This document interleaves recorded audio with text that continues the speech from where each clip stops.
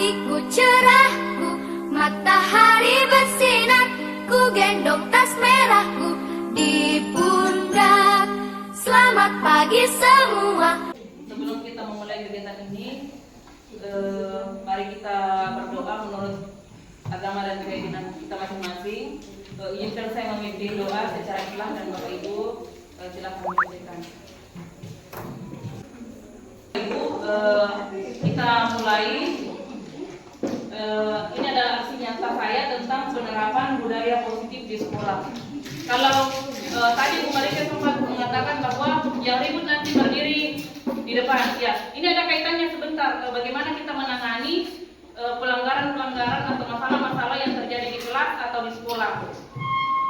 Tapi sebelumnya saya mengatakan bahwa saya ini cuma sharing materi atau informasi yang saya peroleh setelah mempelajari modul ini. Dari segi pengalaman, saya sama sekali belum berpengalaman. Jadi mungkin kalau ada yang tidak sesuai atau yang pertanyaan yang mengganjal di hatinya teman-teman dan saya tidak bisa jawab, mohon dimaklumi. Ya, di CGP ini fasilitator saya adalah Ibu Ratri Gunaryanti SD. Pak Udijaya ini pengajar praktik saya, dia mendampingi saya selama kegiatan CGP ini sampai bulan Oktober dan saya sendiri sebagai calon guru penggerak. Hari ini beliau tidak ada? Tidak. Kemudian di budaya positif ini ada beberapa materi di dalamnya. Ada yang ada disiplin positif dan nilai-nilai kebajikan universal, ada teori motivasi, ada keyakinan kelas, ada kebutuhan dasar manusia, ada 5 posisi kontrol dan ada segitiga restitusi.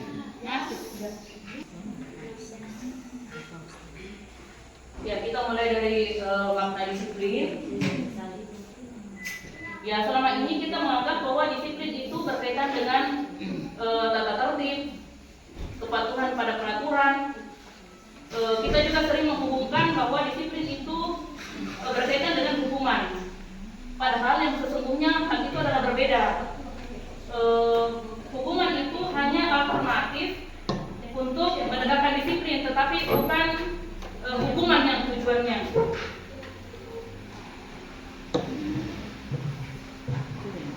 Ya, jadi disiplin di sini kita tekankan pada disiplin diri.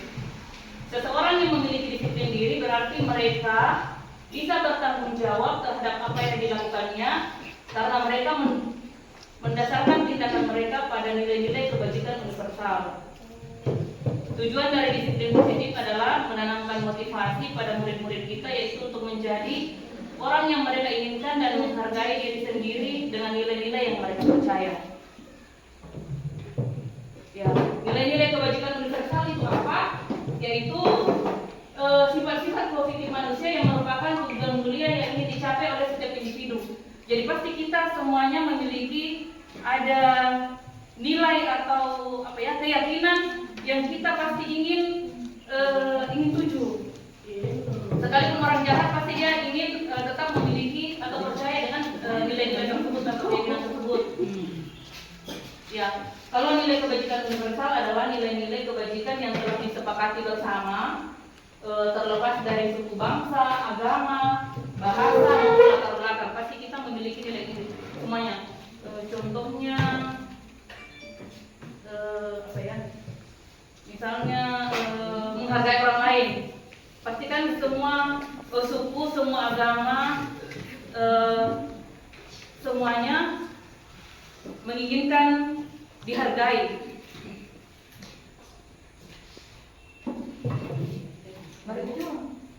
Ternyata manusia itu berperilaku ada 3 motivasinya. Ini juga yang kita lakukan, yaitu yang pertama untuk menghindari ketidaknyamanan atau hukuman. Jadi misalnya saya datang ke sekolah itu berusaha untuk tepat waktu untuk menghindari ketidaknyamanan. Maksudnya kalau ditegur oleh kepala sekolah atau menghindari ketidaknyamanan atau takut dihukum. Yaitu salah satu motivasi perilaku manusia. Kemudian yang kedua adalah untuk mendapatkan imbalan atau penghargaan dari orang lain. Jadi misalnya kayak ada anak-anak mungkin yang dia rajin pikir, ternyata dia karena dia ingin dipuji atau ingin mendapatkan poin atau bintang dari wali kelas atau dari gurunya. Ya, kedua ini yang menghindari hukuman dan mendapatkan imbalan, ini namanya motivasi eksternal. Ternyata itu motivasi dari luar. Dan justru dua ini yang harus dihindari pada anak-anak. Yang kita inginkan pada peserta didik itu adalah yang motivasi yang ketiga, untuk menjadi orang yang mereka inginkan dan menghargai diri sendiri dengan nilai-nilai yang mereka percaya. Ya, ini dia istilahnya dia adalah motivasi internal, motivasi dari dalam dirinya.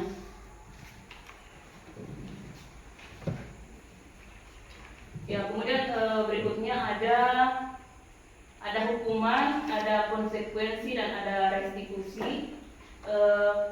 Mungkin sebentar baru kita masuk di restitusi.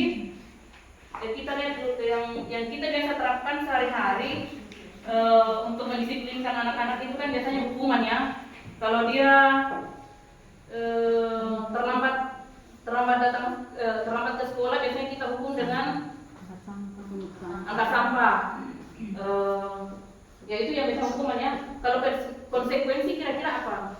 Misalnya pas pelajaran saya IPA dia terlambat masuk, kira-kira apa yang kita bisa lakukan untuk konsekuensinya?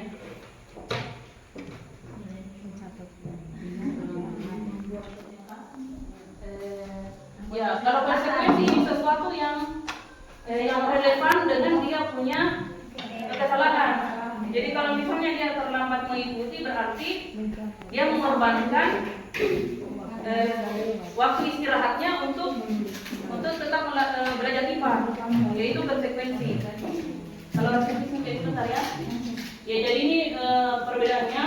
Kalau hukuman itu sesuatu yang menyakitkan harus terjadi.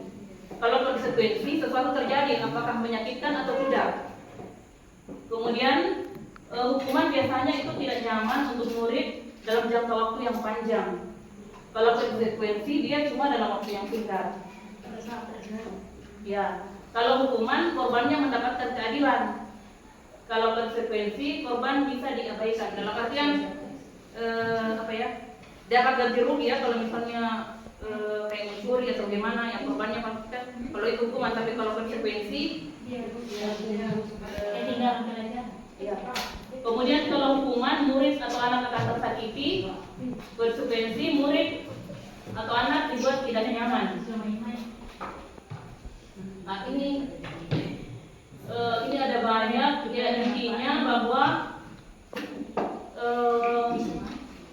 kalau hukuman itu biasanya tidak relevan dengan pelanggaran yang dilakukan anak-anak. Kalau konsekuensi itu dia lebih relevan.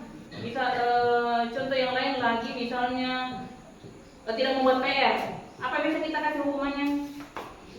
Suruh berdiri di depan angkat kaki.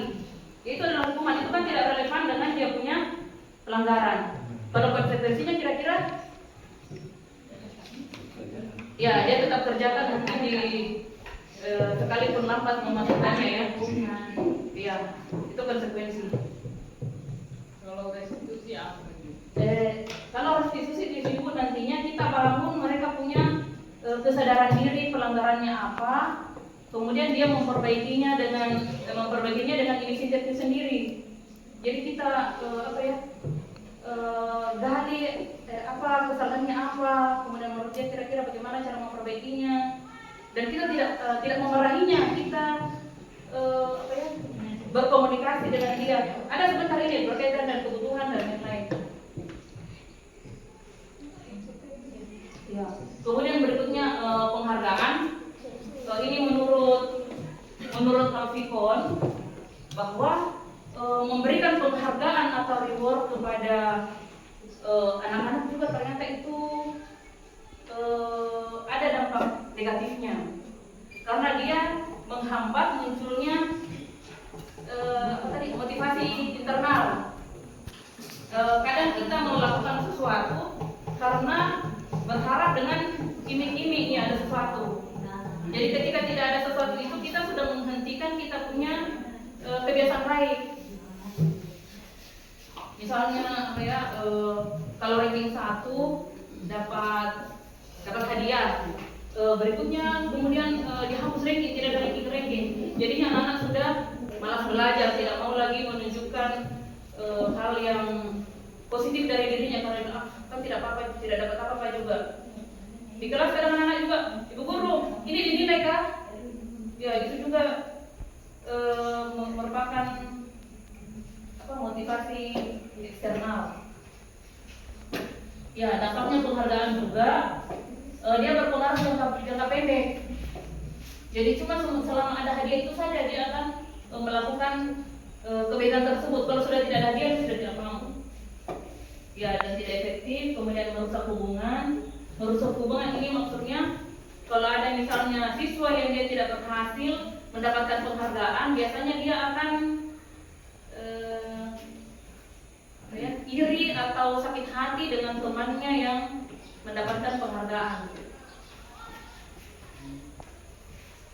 Ya berikutnya kita pindah ke restitusi. Ya ini pengertian restitusi menurut pakar-pakar yang telah melakukan penelitian dalam hal yang berkaitan dengan budaya positif ini. Ya yang pertama, restitusi adalah proses menciptakan kondisi bagi murid untuk memperbaiki kesalahan mereka sehingga mereka bisa kembali pada kelompok mereka dengan karakter yang lebih kuat.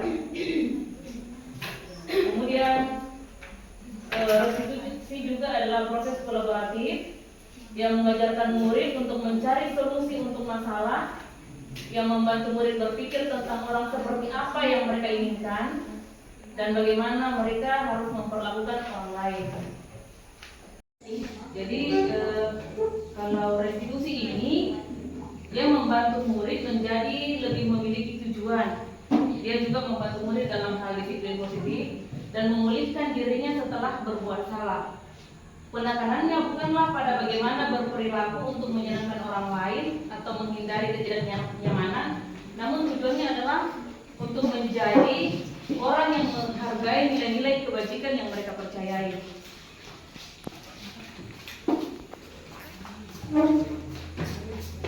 Ya, adapun ciri-cirinya,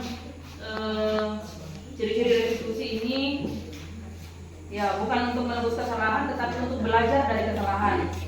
Kemudian untuk memperbaiki hubungan. Kemudian dia adalah tawaran bukan paksaan.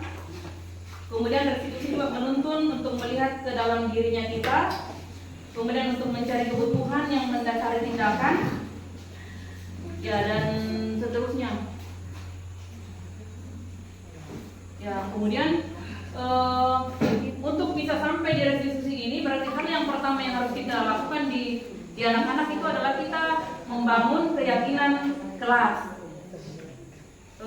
Mungkin selama ini kita sudah pernah membuat kesepakatan kelas kan dengan anak-anak. Ya, jadi dari kesepakatan kelas ini akan berkembang menjadi keyakinan kelas. Dari keyakinan kelas ini yang kemudian kalau kita buat lebih besar menjadi keyakinan sekolah. Jadi nanti kalau sudah ada keyakinan sekolah atau hal-hal yang kita sudah yakini dan sepakati bersama seluruh warga sekolah, berarti barulah kita sudah mulai bisa menanamkan anak-anak tentang nilai-nilai ini. Jadi kalau mereka berbuat kesalahan sudah bisa kita arahkan kepada keyakinan yang kita percayai bersama. Kalau sekarang ini kan kita belum pernah memberikan kepada anak-anak bahwa keyakinan apa yang kita percaya dalam sekolah ini. Ya, bagaimana cara membuat keyakinan kelas ini? Kita berangkat dari tata tertib. Misalnya tata tertib tidak boleh menyontek saat ulangan. Ya, dari tata tertib itu kemudian kita ubah menjadi kalimat positif. Kalimat positifnya kira-kira kalau tidak boleh menyontek saat ulangan berarti dia berubah menjadi tidak menyontek, berarti itu adalah harus jujur. Ya jujur. Jadi jujur saat ujian, jujur mengerjakan soal. Ya nanti dari beberapa tata tertib itu kan kemudian kita gabungkan ada yang nilainya sama. Ya misalnya tidak boleh mengambil barang milik orang lain, berarti kalimat positifnya adalah meminta izin. meminta izin ketika ingin memakai barang orang lain. Ya nanti kan itu masuk ke dikumpulkan beberapa itu nanti itu satu nilai, misalnya nilai kejujuran. Ya nilai itulah yang kemudian kita sepakati bersama dengan kakak didik. Ya jadi nilai-nilai kebajikan menekankan pada keyakinan seseorang, lebih memotivasi seseorang dari dalam. Seseorang yang tergerak dan bersemangat untuk menjalankan keyakinannya daripada hanya sekedar mengikuti serangkaian peraturan tertulis tanpa makna. Ya maksudnya kenapa harus keyakinan kelas, kenapa bukan peraturan kelas saja? Ya ini contoh keyakinan kelas. Ya misalnya ini keyakinan kelas 1. Jadi setiap anggota perlu belajar, setiap anggota perlu senang, setiap anggota perlu melakukan tugas, setiap anggota perlu saling menghargai, dan setiap anggota kelas perlu merasa aman. Ini contoh keyakinan. Ya ini juga, ini kalau di contohnya untuk kelas 5. Ini contoh saja ya. Selalu bersikap positif, senantiasa menjadi diri terbaik. Ya intinya kalau keyakinan kelas ini kita bikin itu kalimat-kalimat yang positif. Kita jangan menuliskan tidak boleh ribut di kelas, tidak boleh mengganggu teman. Iya, iya, iya. Jadi kalau ini keyakinan kita rubah menjadi kalimat positif yang membuat supaya itu yang terngiang-ngiang di kepala. Kalau dibilang kan tidak boleh ribut, kan ada kata ributnya, jadi tetap ada muncul di pikiran. Ya ini contoh untuk kelas 7. Ya ini ada nilai apa? Ada nilainya, kemudian ada deskripsinya. Jadi kayak ini, diterima dan dimiliki. Kami meyakini bahwa sangat penting untuk merasa diterima pada satu kelompok dan saling peduli satu dengan yang lain. Ya ini yang berkaitan dengan keyakinan kelas.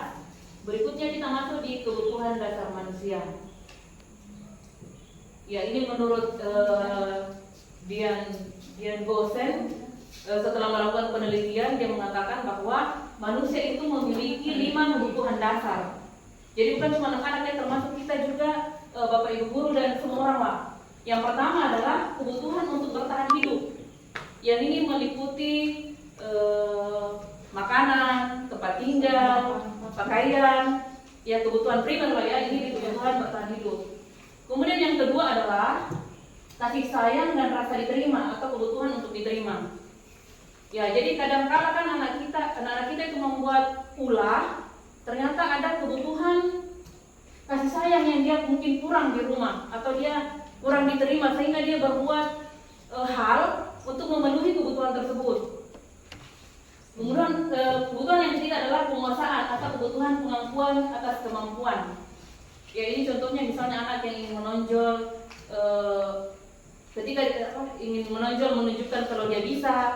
Jadi ketika dia ditunjuk mungkin sebagai ketua kelas atau sebagai pemimpin di dalam kelompoknya, dia malah lebih senang dan menunjukkan kalau dirinya memang bisa dalam hal itu, karena dia butuh kebutuhan itu. Kemudian yang keempat adalah kebutuhan akan kebebasan atau kebutuhan akan pilihan.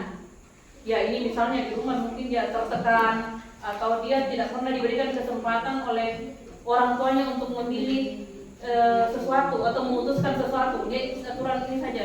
Jadi ketika dia di sekolah,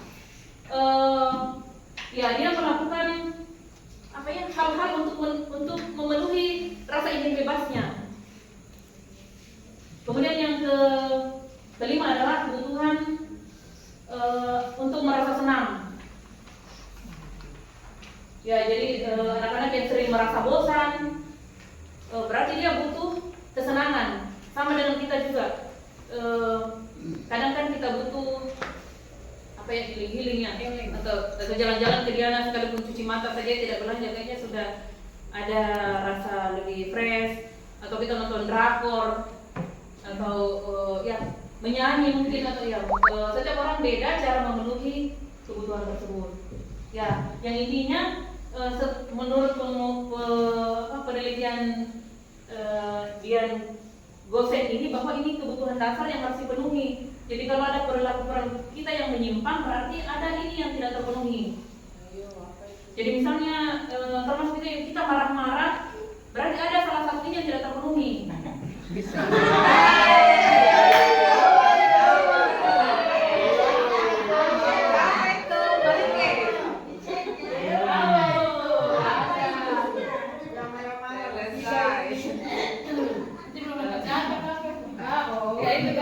Itu masih kebutuhan primer ya, kebutuhan bagian diri juga.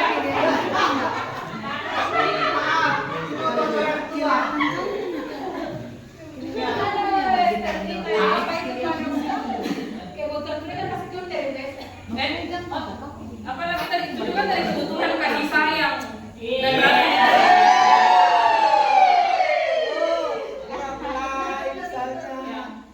baik, berikutnya kita masuk di posisi kontrol. Ini adalah posisi kita sebagai guru dalam melihat anak-anak, atau posisi seorang bos memperlakukan karyawannya, atau posisi orang tua terhadap anaknya. Ini yang kita sering lakukan. Ada 5 posisi yang biasa kita terapkan, dan saya yakin sebentar teman-teman akan bisa menilai sendiri biasanya berada di posisi yang mana. Ayo. Ada sebentar contoh video Mem, posisi saya di sini. tersebut.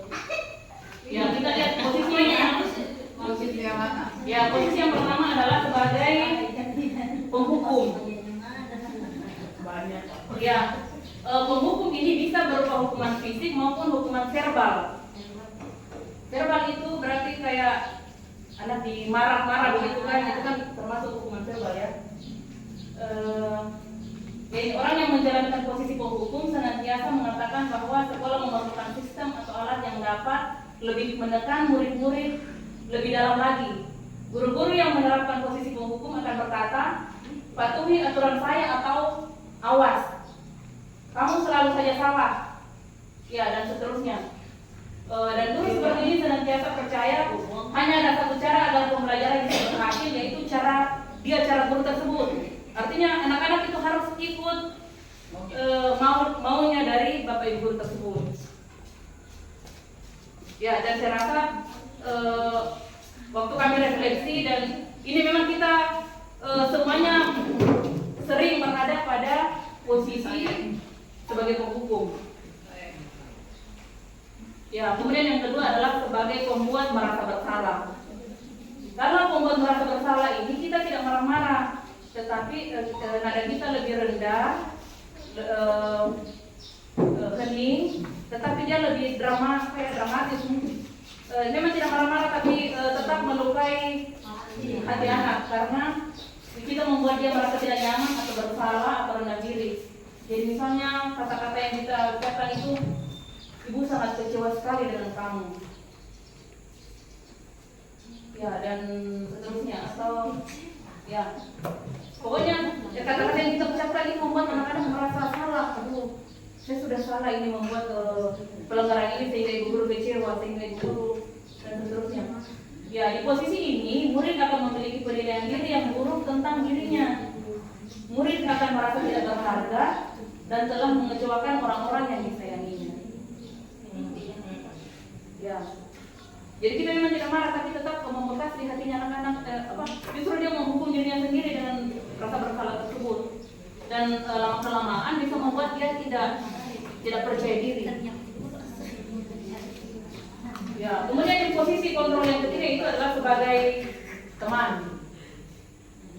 Kalau yang sebagai teman ini, guru tidak menyakiti murid, namun tetap berupaya mengontrol murid melalui persuasi. Jadi kayak teman lah, ayo bantulah demi bapak, atau pokoknya kita kayak teman berkomunikasinya dengan anak. Tetapi dampak negatifnya adalah bila suatu saat guru tersebut tidak membantu, maka murid akan kecewa. Jadi misalnya selama ini kita biasanya fasilitasi dia, kemudian pada saat itu tidak, dia akan kecewa dan mungkin akan menghentikan perilaku positifnya. Hal lain adalah murid hanya akan bertindak untuk guru tertentu dan tidak untuk guru lain. Murid akan bergantung pada guru tersebut. Jadi dia cuma akan berperilaku positif ketika guru itu sudah berganti guru, dia kembali menunjukkan kenakalannya. Ya, kemudian berikutnya ini posisi yang keempat adalah sebagai pemantau. Memantau berarti mengawasi. Posisi pemantau berdasarkan pada peraturan-peraturan dan konsekuensi. Ya, ini juga sering kita lakukan juga ini. Jadi kita tanya mereka, misalnya mereka melakukan pelanggaran, kita tanya peraturannya apa. Kemudian diingatkan ke peraturan tersebut untuk dia mengoreksi dirinya. Ya, kemudian posisi yang terakhir yang kelima, ini yang diharapkan ya. Ini adalah posisi sebagai manajer. Manajer adalah posisi di mana guru berbuat sesuatu bersama dengan murid, mempersilahkan murid mempertanggungjawabkan perilakunya, mendukung murid agar dapat menemukan solusi atas permasalahannya sendiri. Ya, kemudian di manajer, murid diajak untuk menganalisis kebutuhan dirinya maupun kebutuhan orang lain. Di sini penekanan bukan pada kemampuan membuat konsekuensi, namun dapat berkolaborasi dengan murid bagaimana memperbaiki kesalahan yang ada.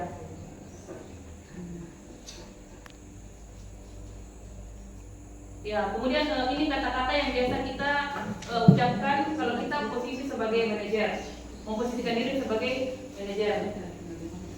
Apa yang kita yakini, ya ini sudah berhubungan dengan yang tadi ya, tapi harus ada keyakinan kita dulu bersama baru kita bisa mengarahkan ke pertanyaan ini. Apakah kamu meyakininya? Jika kamu meyakini, apakah kamu bersedia memperbaikinya? Jika kamu memperbaiki ini, hal ini menunjukkan apa tentang dirimu? Atau menanyakan rencananya bagaimana untuk memperbaiki dirinya? Ya, tugas seorang manajer bukan untuk mengatur perilaku seseorang. Kita membimbing murid untuk dapat mengatur dirinya sendiri.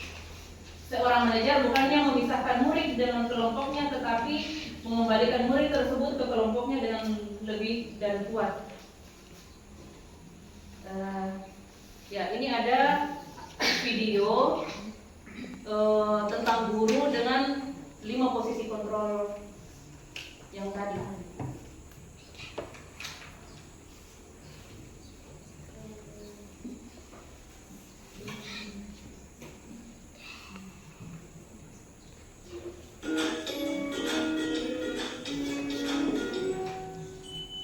Salam bahagia Ibu dan Bapak Guru hebat.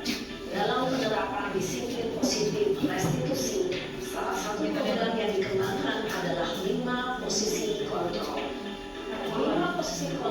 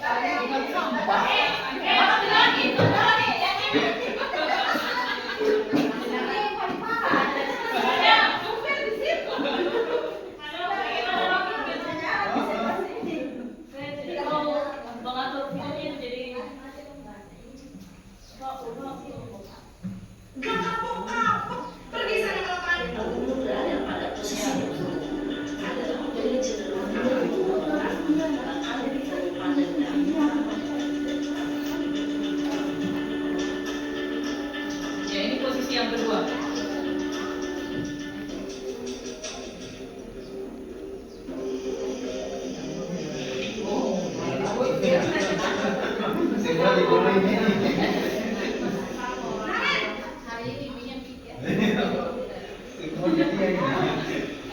Dan ini dia. Naren, kamu kenapa terlambat lagi, nak? Ya Tuhan, Naren. Kamu senang ya bikin ibu susah ya? Kalau kamu terlambat lagi, nanti ibu yang ditegur bapak kepala sekolah. Disangka ibu tidak bisa membina kamu. Duh, gimana ini?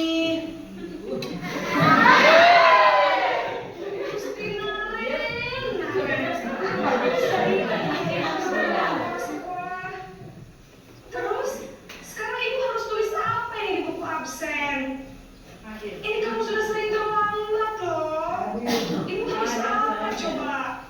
Maaf Bu, maaf sekali. Lain kali jangan bikin ibu susah lagi ya nak ya. Ibu tidak akan buat lagi kalau kamu begini terus. Bisa jantungan kalau ibu saya cepat kelas. Maaf sekali. Posisi pembuat rasa bersalah. Ini yang kadang yang kita lakukan untuk anak yang sudah sering mengulang, apalagi wali kelas kalau itu lagi yang bermasalah kadang kita posisikan ya ini adalah posisi kontrol yang kedua. Berbicara dengan nada tenang, cenderung lembut. Namun kata-kata yang diutarakan membuat guru merasa menjadi orang yang gagal. Memandang buruk dirinya sendiri, merasa tidak berharga, dan tidak sanggup membahagiakan orang lain. Ketika guru mengambil posisi pembuat rasa bersalah, murid akan menganggap dirinya yang bersalah dan ia akan menyimpan emosi negatif tersebut di dalam dirinya. Ini posisi kontrol yang ketiga. Dia lagi. Nunggu saja. Nah, itu dia lihat. Oh. Maju dia. Naren! Nggak lama dia bilang. Wah, sudah jam berapa ini nak? Terlambat lagi ya sayang. Ibu saya belum membangunkan saya Bu. Kamu malah menyalahkan ibu kamu. Kamu bukannya anak yang matanya paling kencang. Kok terlambat sih? Iya Bu, saya memang terlambat bangun tadi. Jadi biarpun saya lari kencang, tetap nggak terkejar Bu. Saya jalan-jalan baru lihat Nanti situasinya lain kali kemarin. larinya lebih kencang lagi ya. Biar gak terlambat lagi. Bikin senang ibu. Demi ibu. Bisa kan? Bisa lah Bu. Ya sudah, sana masuk kelas. Ibu beresin urusan absen kamu. Kamu ini ada saja.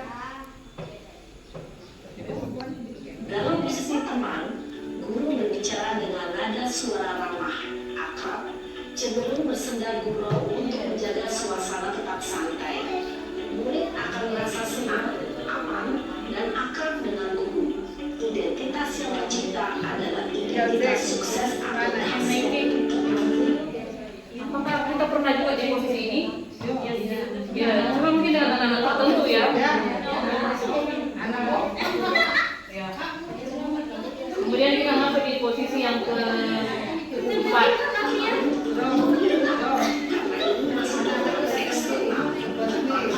Faktor ketergantungan dari murid kepada orang tertentu.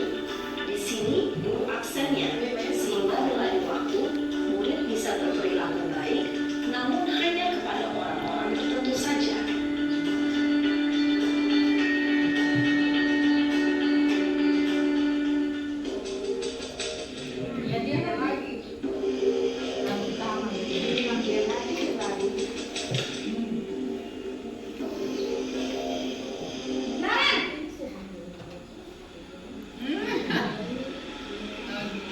Selamat pagi Bu. Naren, apa peraturan sekolah kita tentang jam berapa kita harus masuk sekolah, nak? Kita harus di sekolah jam 7 Bu. Iya betul, sekarang sudah jam 7.20. Naren sudah tahu konsekuensinya jika terlambat hadir. jam istirahat selama 20 menit. Iya benar, konsekuensinya demikian.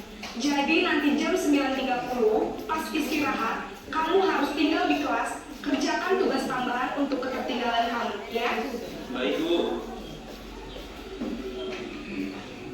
Posisi pemantau mengandalkan penghitungan atau data untuk mengontrol murid. Guru mengarahkan murid berdasarkan peraturan dan konsekuensi. Seorang pemantau menunjukkan bahasa tubuh dan ekspresi wajah yang datar dan cenderung formal.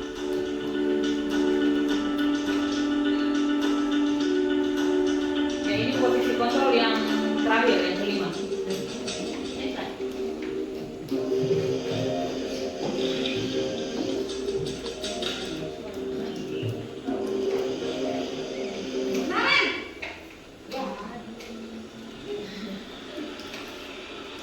Selamat pagi, Bu. Selamat pagi, Naren. Maaf, Bu. Saya terlambat. Iya, sekolah masuknya jam 7, sekarang sudah jam 7.20.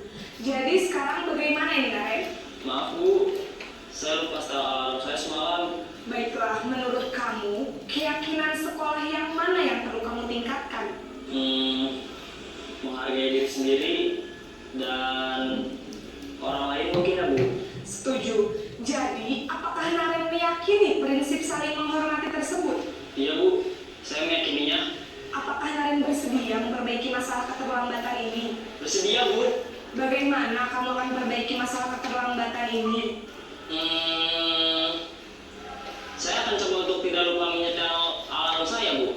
Baik, kalau Naren lupa menyetel alarm di rumah, ada orang yang kira-kira bisa bantu mengingatkan tidak? Ada, Bu. Kakak saya, Kak Emma. Ada lagi selain Kak Emma? Selain Kak Emma, ada ibu saya. Baik, jadi yang mengingatkan Naren adalah Kak Emma dan ibu kamu ya? Kira-kira akan mulai setel alarm kapan nih, Naren? Setelah pulang sekolah, akan segera saya lakukan. Baik, jadi Naren akan setel alarm untuk bangun besok pagi dan akan diingatkan oleh kakak dan ibunda Naren ya. Ada lagi yang mungkin perlu dilakukan, Naren, agar tidak terlambat bangun lagi. Tidak ada, Bu. Baik, Naren, terima kasih untuk kerjasama kamu. Sekarang kamu perlu kembali ke kelas untuk belajar. Baik, Bu. Terima kasih. Posisi manajer adalah posisi kontrol yang disarankan untuk membimbing murid memiliki sikap disiplin yang positif, yaitu murid yang mandiri, bertanggung jawab, dan dapat memecahkan masalah. Tujuan dari posisi ini adalah agar murid dapat berefleksi atas tindakannya. Guru akan dengan tulus memberikan pertanyaan-pertanyaan bermakna, sehingga membuat murid dapat belajar dari kesalahannya dan mencari sebuah solusi untuk menyelesaikannya. Ibu dan bapak guru hebat, setelah mengamati adegan kelima posisi kontrol tadi, kira-kira posisi mana yang paling ideal? Posisi mana yang dapat memberikan motivasi intrinsik murid? Ya, tentu posisi manajer. Posisi ini memang posisi ideal yang ingin dituju setiap pendidik. Pada posisi inilah, guru dapat menerapkan disiplin positif dan berpihak pada murid dan memerdekakan murid. Perjalanan seorang pendidik tentunya tidak mudah untuk sampai pada posisi seorang manajer. Namun, tujuan kita pasti, yaitu menciptakan murid-murid yang mandiri, merdeka, dan bertanggung jawab. Semoga penggambaran 5 posisi kontrol yang telah diperlihatkan ini dapat menjadi ajang refleksi bagi kita semua, agar dapat terus mengasah dan menerapkan disiplin positif yang memerdekakan murid. Mari terus berlatih dan bersemangat. Selamat menerapkannya. Salam dan bahagia, Ibu dan Bapak Guru hebat.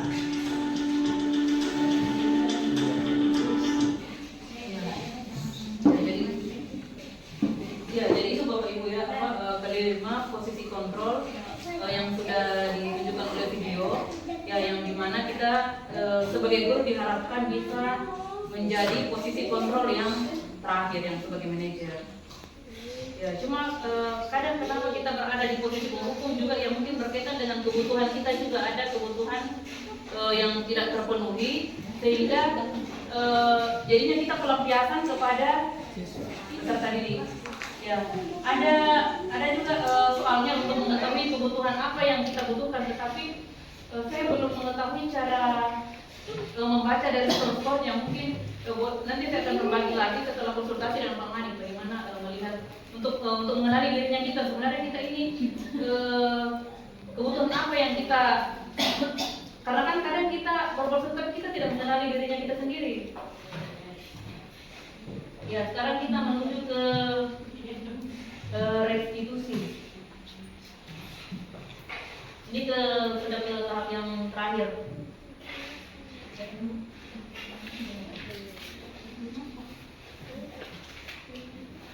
Ya, restitusi ini dia mencakup ada segitiga hal yang harus dilakukan. Yang pertama adalah menstabilkan identitas, kemudian validasi tindakan yang salah, dan yang terakhir adalah menanyakan keyakinan.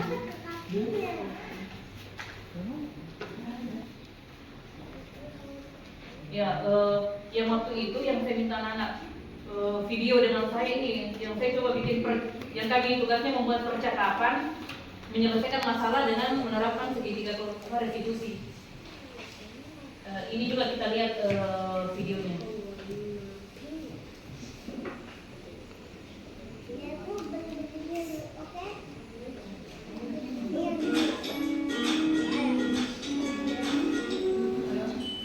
Salam dan bahagia Ibu dan Bapak Guru hebat. Pada video kali ini kita akan membahas tentang salah satu program disiplin positif yang diterapkan di lingkungan sekolah yang dikenal dengan nama restitusi.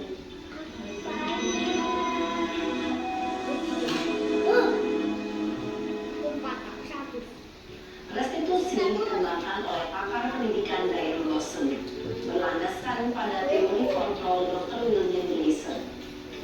Segitiga restitusi adalah suatu proses dialog yang dijalankan oleh guru atau orang tua agar dapat menghasilkan murid yang mandiri dan bertanggung jawab. Pada saat guru di posisi manajer, aspek yang dikembangkan pada murid adalah motivasi intrinsik, sehingga penanaman nilai-nilai kebajikan dapat tumbuh dan berkembang menjadi suatu kebiasaan positif yang akhirnya membentuk karakter murid. Proses dialog ini terdiri dari 3 langkah yang digambarkan pada ketiga sisi pada segitiga restitusi. Sisi pertama adalah menstabilkan identitas. Sisi yang kedua adalah validasi tindakan yang salah. Dan sisi yang ketiga adalah menanyakan keyakinan. Ibu dan Bapak Guru, berikut ini akan ditunjukkan bagaimana seorang guru berada dalam posisi manajer menggunakan penerapan segitiga restitusi.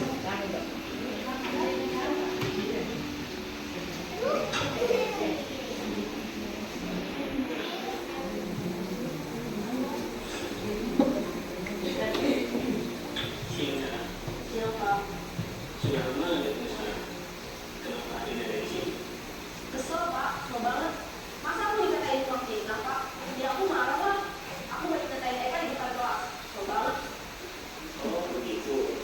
Ya pasti kamu marah dan kesal.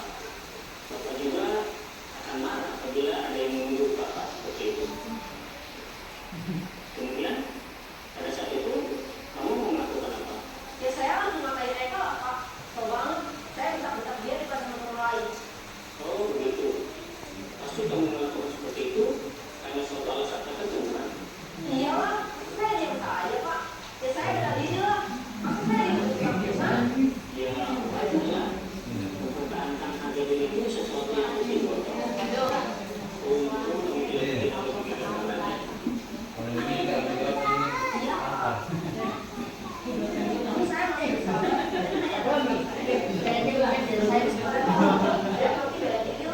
Ya pasti ya. Tapi kamu bilang tetap bertahan dan bersabar. Kamu memilih untuk tidak berbuat lebih parah lagi. Iya. Nah, sekarang coba kita lihat lagi tindakan kamu yang bentak-bentak Eka di kelas. Tindakan kamu itu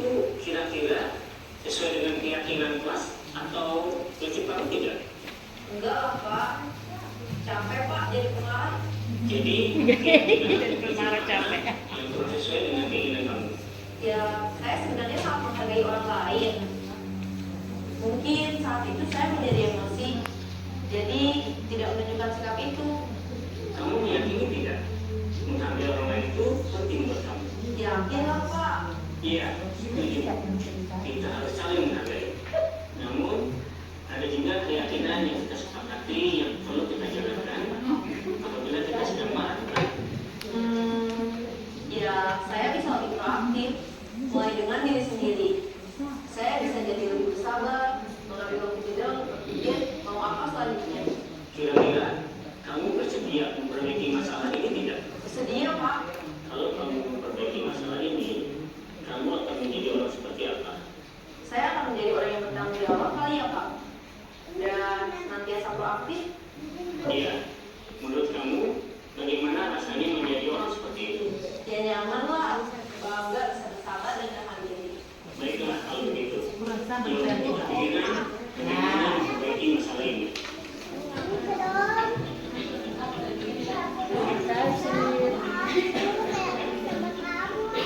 Ibu dan Bapak guru kita, baru saja kita menyaksikan contoh bagaimana seorang guru berada dalam posisi manajer menggunakan penerapan segitiga restitusi. Mari kita bahas satu persatu.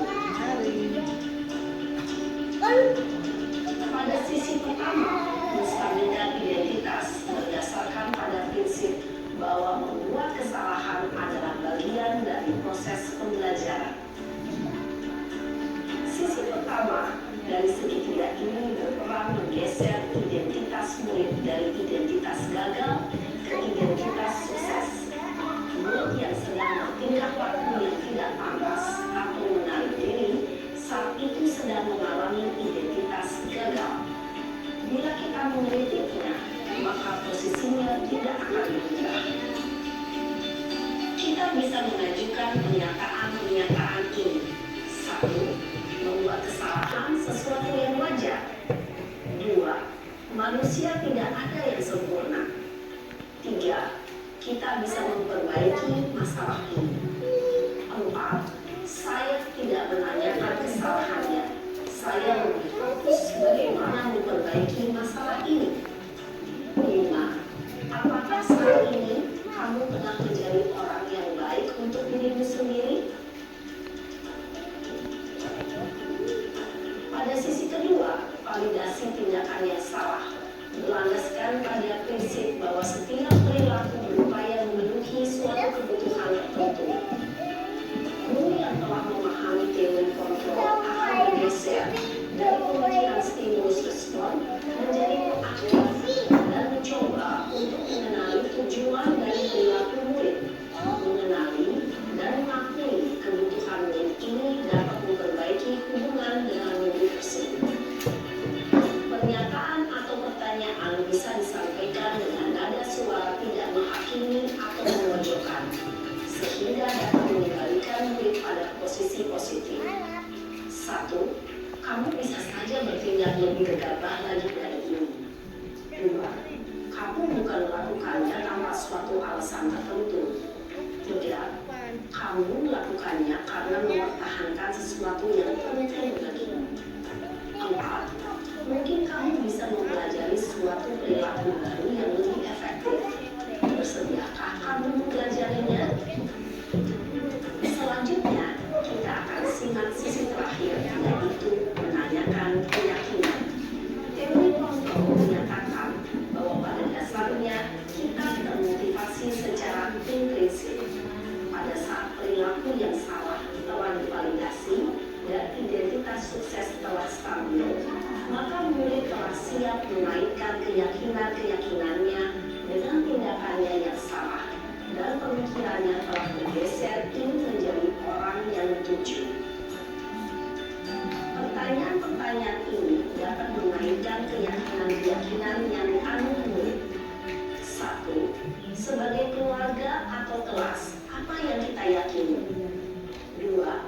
Nilai-nilai apa yang telah kita sepakati? 3. Seperti apa gambaran sebuah kelas yang ideal bagi kami? 4. Kamu ingin menjadi orang seperti apa?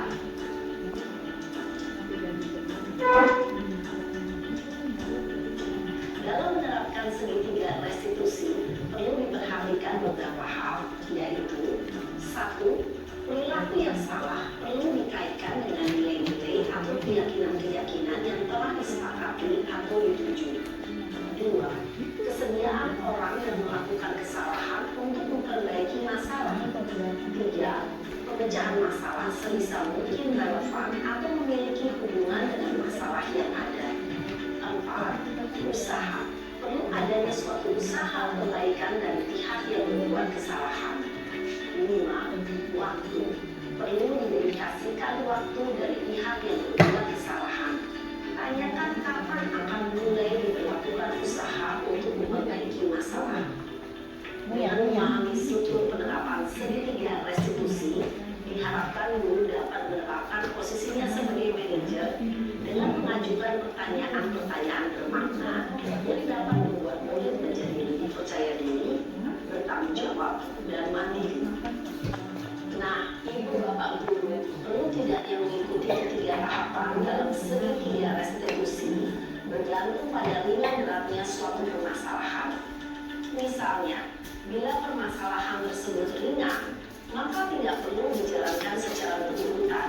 Bahkan bisa semudah menanyakan apa keyakinan yang kita sepakati.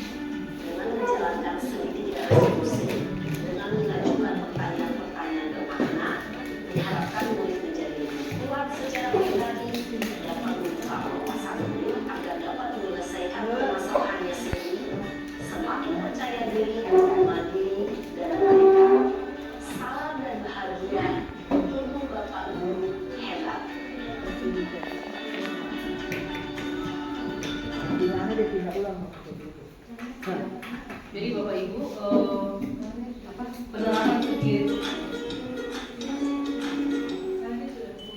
Salam dan bahagia, Ibu dan Bapak Guru hebat. Ya jadi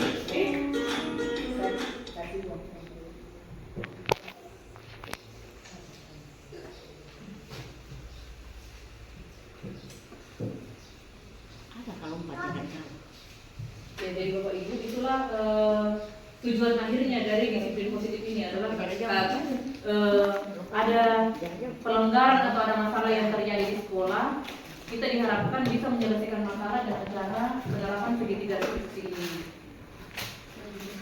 Ya, kira-kira dari Bapak Ibu Guru adakah yang ingin memberikan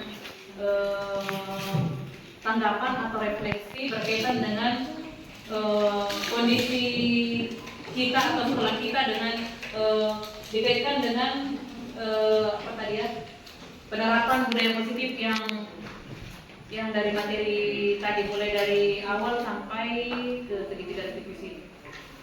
Mungkin ada Bapak Ibu yang ingin memberikan apa ya, refleksi atau komentar atau mungkin tanggapan. Bu Evi, ya. Saya. Oh, ya, Bu Miki dulu ya. Iya, baik Ibu, terima kasih untuk kesempatannya. Mungkin saya tidak ikut dari awalnya, jadi saya tidak melihat yang dari awal, tapi setelah masuk saya lihat yang tentang restitusi itu, kemudian ada pesan positifnya. Aduh, kayaknya saya lebih banyak galaknya ini. Apalagi mengurus siswa yang bermasalah. Mungkin lebih ke penghukum tadi. Jadi bagi saya ini refleksi bagus sih kalau sering-sering dikasih untuk kita ya, supaya mungkin kita juga sama sekali awam dalam ini ya, tapi ketika dikasih seperti begini, apalagi berhubungan dengan kesiswaan, khususnya kami, ya mungkin lebih sedikit bagus sehingga siswa itu tidak kita intimidasi. Saya merasa seperti itu sih. Saya merasa saya ada di posisi itu. Jadi mungkin untuk refleksinya seperti itu. Ya, terima kasih Ibu. Ya, terima kasih Bu Miki. Waktu apa? Makanya saya bilang apa, di guru penggerak ini kan awalnya saya mengeluh, banyak sekali tugasnya. Tiap hari kan ada saja tagihannya, materi yang harus kami baca atau nonton, kemudian menyelesaikan refleksi, ya kayak Bu Miki tadi. Tapi lama kelamaan saya menikmati karena ternyata materi yang diberikan di dalam itu lebih ke arah apa ya, psikologi mungkin atau apa ya, untuk dan itu sangat bagus untuk penerapan kita sebagai guru atau sebagai orang tua juga sebenarnya.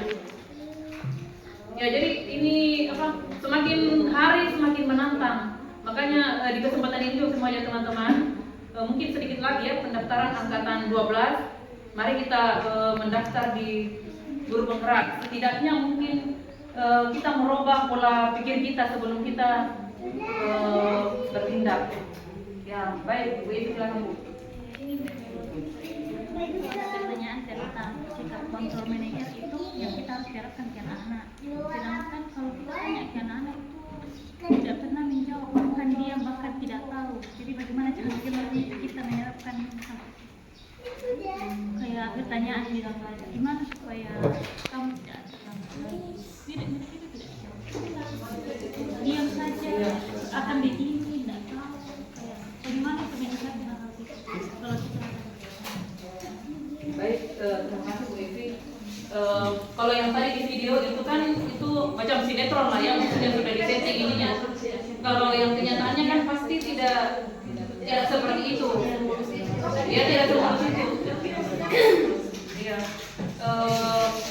Kalau yang saya tangkap dari materi ini adalah yang harus kita lakukan dulu itu adalah membuat ada dulu dari kesepakatan kelas, kemudian keyakinan kelas, kemudian berangkat ke keyakinan sekolah. Jadi memang kita harus sosialisasikan dulu dengan anak-anak tentang keyakinan-keyakinan yang kita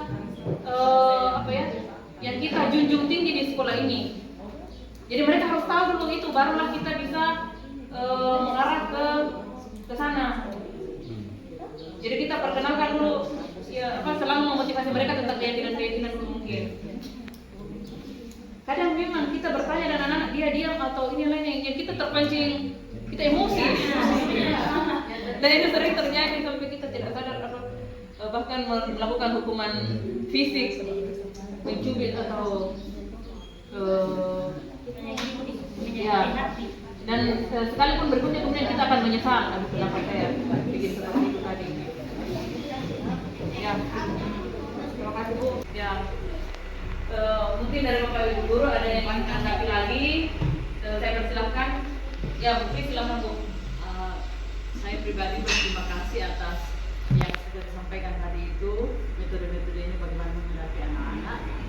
Mungkin kalau saya sendiri mungkin sudah bergabung, sudah ada berhubungan, ya saya harus yang saya apakan itu bagaimana seandainya kita sudah lakukan yang sebagai manajer. Terus anak-anak melangkahi, apakah kita bisa memakai lagi cara berhubungan untuk terakhir begitu? Atau kita harus manajer terus sedang mereka tidak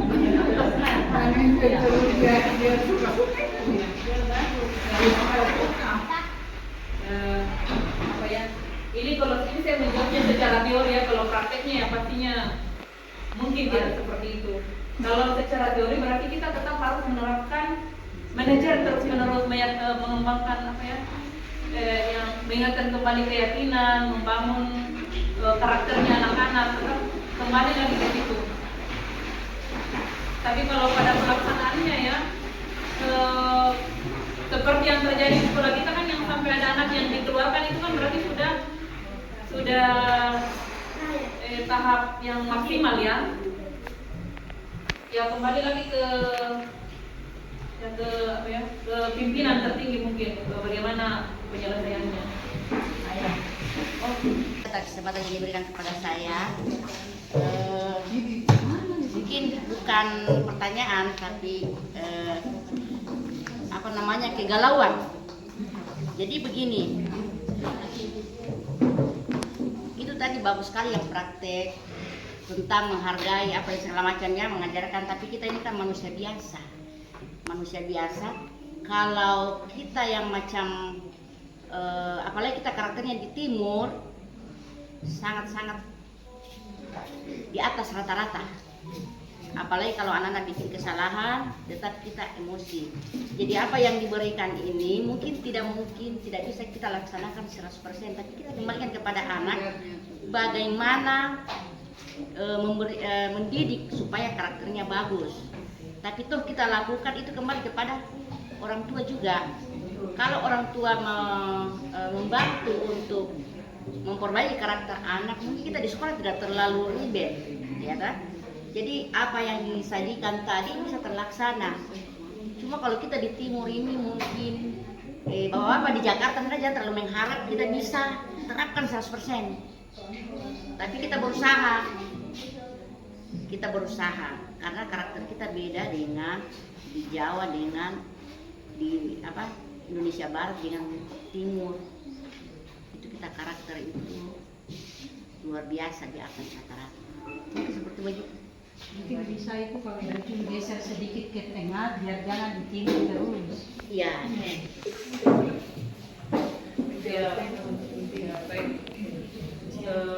Ya, ini kan video yang ditunjukkan ini adalah karakter idealnya ya. Jadi setidaknya kita merubah sedikit pola pikir kita dan merubah sedikit tindakan kita sehingga nanti tujuan akhirnya mungkin beberapa tahun ke depan bisa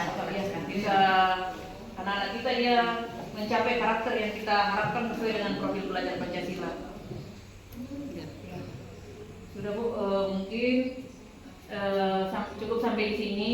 Saya mengucapkan terima kasih atas kehadiran Bapak Ibu teman-teman semua, dan jangan bosan-bosan. Ini mungkin bukan yang sudah, mungkin besok-besok masih akan ada aksi nyata lagi yang saya berharap teman-teman tetap mendukung dan hadir. Sekalipun mungkin tidak ada sesuatu. Ada ini baiklah.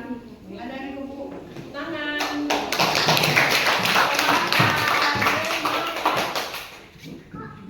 Dari Ibu Sadriani yang sedang melakukan pembelajaran guru penggerak.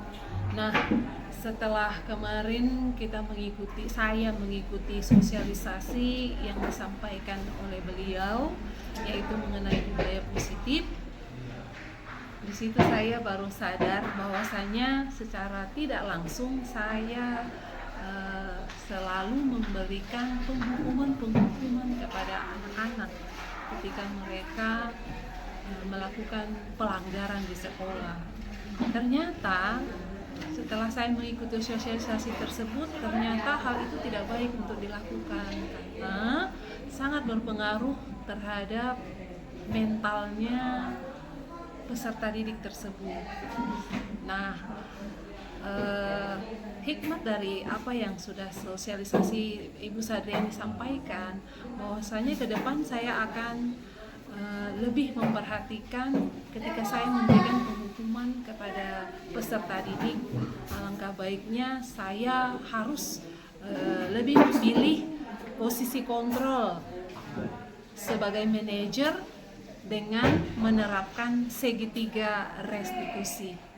Ya, mungkin itu tanggapan dari saya. Terima kasih sekali Bu Sadriani yang sudah memberikan sosialisasi kepada saya pribadi, yang mana itu akan membantu saya ke depan untuk bisa lebih baik lagi dalam memberikan penghukuman terhadap peserta didik yang melanggar aturan. Terima kasih.